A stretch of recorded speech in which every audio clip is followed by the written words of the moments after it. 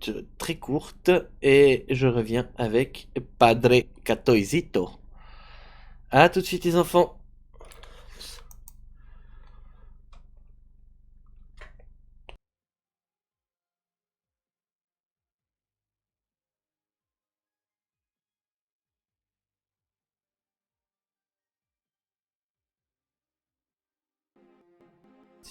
Et dormir, vous voulez avoir une histoire pour faire sourire. Père Catoise, raconte-nous toutes tes aventures, des histoires de dragons ou de voyages dans le futur. Oh, je me souviens.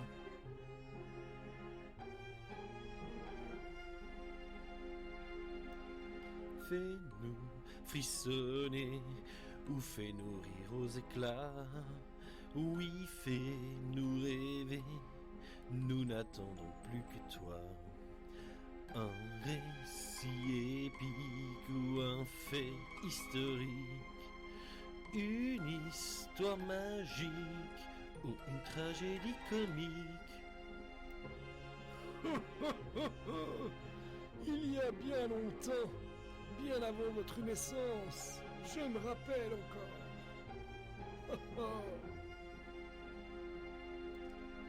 Il a tout vécu, il va tout raconter, et il s'évertue à ne rien oublier, mais il a tout vécu et il va vous conter les légendes perdues, les héros du passé.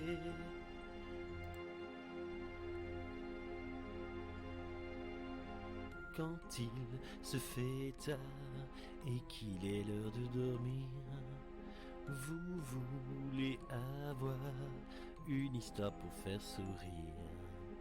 Père Catoise, raconte-nous toutes tes aventures, des histoires de dragons ou de voyages dans le futur. Ou de voyages dans le futur. Raconte-nous tes aventures. Vas-y, nous t'écoutons. Bonsoir les enfants, comment ça va?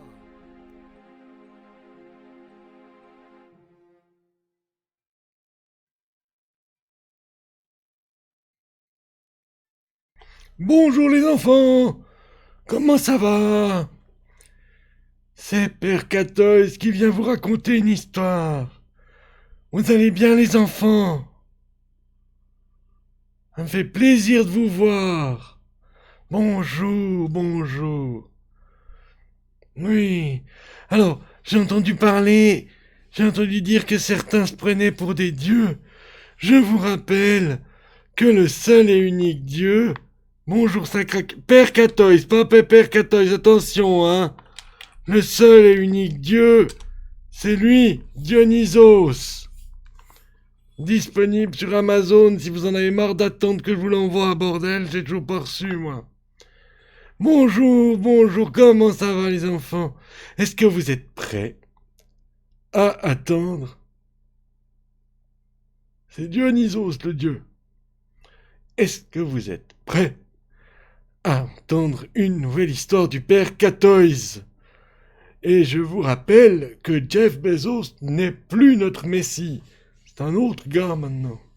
Lui, il fait plus que ramasser la thune, c'est tout. Les enfants, aujourd'hui, est-ce que vous êtes prêts à entendre une histoire? Je sais pas, moi j'ai rien entendu là. Oui, quand j'étais petit, j'étais un Jedi. Tellement nerveux que lorsqu'il pleuvait, souvent je m'électrocutais.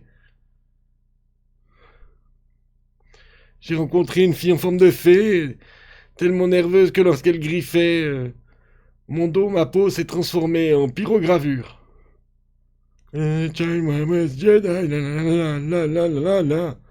Voilà. Bon. Merci, alors je vais lancer mon histoire. Cette histoire se passe en Écosse, dans la ville d'Edimburgens. C'est pas Édimbourg, c'est à côté, c'est un petit village, c'est Edimburgens. Où nous découvrons le jeune Kramer.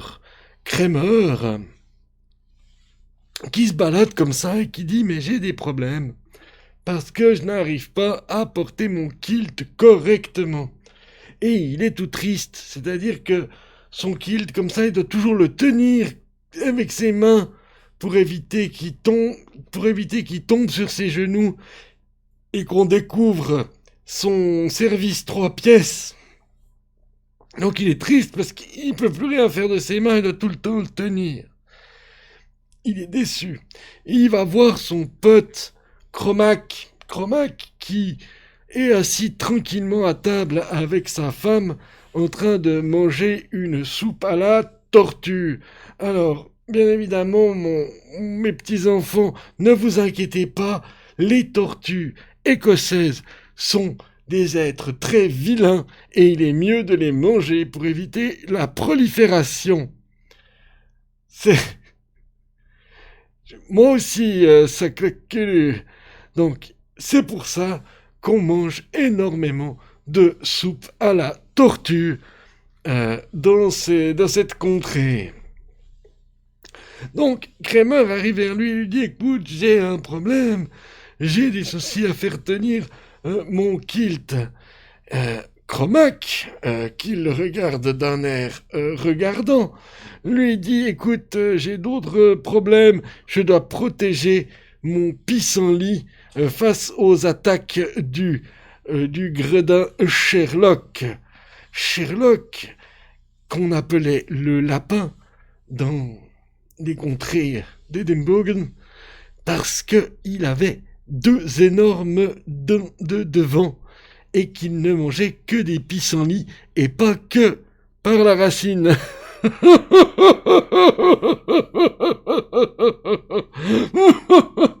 Excusez-moi. Donc, Cromac lui dit, écoute, je peux t'aider, mais laisse-moi d'abord mettre mon lézard de compagnie, Gruic, garder la porte de ma maison. Donc, Cromac mit son lézard de compagnie, Gruic, comme je l'ai dit, devant la porte de sa maison pour contrer toutes les attaques du lapin Sherlock, qui se bat toujours pour gagner du pissenlit. Au chemin, ils allaient voir un ami à eux pour aider le pauvre Kramer et son kilt. En chemin, ils reçurent des bouts de papier dans la face. Ils étaient choqués et voulurent se venger de la personne qui leur lançait des papiers. Soudain, au moment où Cromac allait encore tuer un PNJ, Kramer l'a arrêté et lui dit « Attends, regarde, c'est un petit caillou, une petite pierre qui, dans son panier, portait des petits cœurs en papier et qui les jetait sur les passants pour distribuer de l'amour. » Donc, bien évidemment, Cromac, même s'il aime tuer les PNJ, et les pierres nonchalamment jeteuses de papier, donc un PNJ, se fit arrêter par Kramer et ils comprirent que l'amour pouvait sauver le monde. Malheureusement, ce n'était pas le cas de un de leurs collègues de la ville voisine, donc la ville de Gleuston, qui bien évidemment était en train de pleurer sur un banc, il était tout triste, un peu comme Kramer qui continuait à marcher en tenant son kilt. Il y avait beaucoup de problèmes en Écosse à cette époque. Ils se rendirent vers ce jeune homme qui pleurait et lui demandèrent son nom. Il ne répondit pas. Ils le regardèrent un instant. Ils disent « Mais mec, qu'est-ce qui se passe? Pourquoi tu veux pas nous dire ton nom? Et arrête de gratter ces cordes de guitare, ça nous saoule. » Et le jeune homme les regardait et leur dit à peu près ces mots. Je parle pas le sourd muet. Ne comprenant pas ce qu'il voulait leur dire, ils lui tendirent un papier sur lequel le jeune homme écrivit « Bonjour, je m'appelle Ronnie, j'ai une chanson, j'aimerais bien la produire à la radio, mais je suis muet. Donc, s'il y a des problèmes, écoutez plutôt ma chanson. Gling, gling, gling, gling, gling, gling, gling, gling, gling, gling, gling, gling. » Il a écrit tout ça. Je viens de te dire qu'il l'a écrit. On se calme. Et donc, il fait gling, gling, gling, gling, gling avec sa guitare.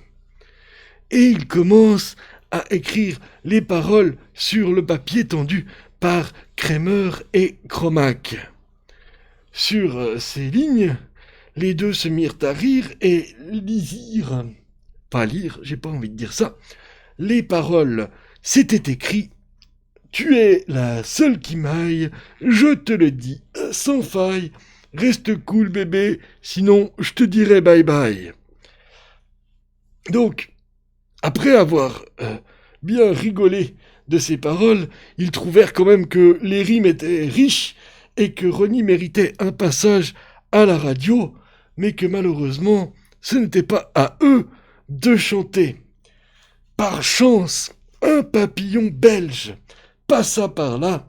Il venait de se perdre suite à un battement d'aile de ce fameux papillon qui provoqua une tornade et l'emporta jusqu'en Écosse.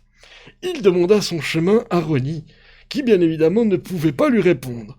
Mais Ronnie lui fit des gestes et le papillon dit « Ah ben ça tombe bien, moi, je comprends le langage des signes. Si tu es muet, nous pouvons faire un duo. » Et c'est ainsi que le papillon belge devint le chanteur officiel de Ronnie and the Papillons, un groupe très connu en Écosse, surtout dans le village de Gleben et de Edinburgh, pas plus loin.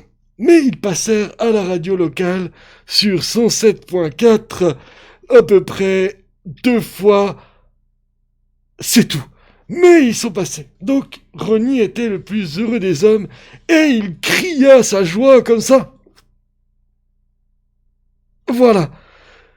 Malheureusement, Kramer avait toujours des problèmes de kilt, parce qu'il faut pas l'oublier quand même, ça. Ils aident les gens qui bossent, ils aident les cailloux et tout, mais il a eu des problèmes de kilt toujours. Heureusement, quand ils sont allés voir la représentation de Ronnie et du papillon à la radio, l'animateur radio expliqua à Kramer qu'il pouvait mettre une sorte de ceinture qui pourrait serrer son kilt, une espèce d'élastique, qui pouvait serrer son kilt. Kramer, tout content de pouvoir le coudre autour de son kilt, le mit autour de la taille et se rendit compte qu'il pouvait porter enfin fièrement son kilt main libre. C'est ainsi que se termine l'histoire de Kramer et de son kilt main libre. J'espère que ça vous a plu les enfants. Moi, je vous laisse et je vous dis à tout bientôt.